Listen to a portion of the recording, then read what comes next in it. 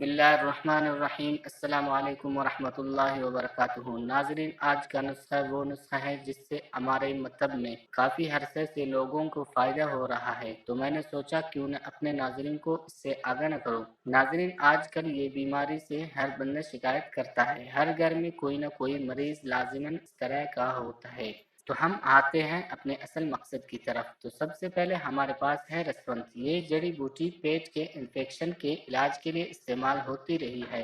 इसमें बुखार, यरकान और आंखों से मुताल्लिक बीमारियों की अलामात को दूर करने की खुसूसियात भी है। नाज़रीन, ये बूटी बवासीर, कब्ज और इसहाल के मसाइल के मरीज भी रसवंत की जड़ी बूटी से फायदा उठा सकते हैं। शुगर के मसाइल को रसवंत की मदद से भी संभाला जा सकता है। इसके बाद जो चीज हमारे पास है उसको कहते हैं निमोली। ये नीम के बीज होते हैं। नाज़रीन, नीम के पत्ते, लकड़ी, शाख, जड़, फूल, बीज यानी इसका हर हिस्सा ही फवाइद से भरपूर होता है। इसके बाद आखिर में हम इसमें शामिल करते हैं काफूर खुर्दनी। काफूर में पाए जाने वाले कीमियाई अज्जा। काफूर को मुअस्सिर जरासीम कुछ अद्विया के तौर पर जाना माना जाता है। एंटीसेप्टिक और एंटी फंगल खुसूसियात के बायस काफूर को मुअस्सिर जरासीम कुछ दवाई के तौर पर माना जाता है। ये एक ऐसी दवा है जिसे जिस्म की अंदरूनी और बैरूनी मसाइल के हल के लिए इस्तेमाल किया जाता है। नाज़रीन, हमारा आज का नुस्खा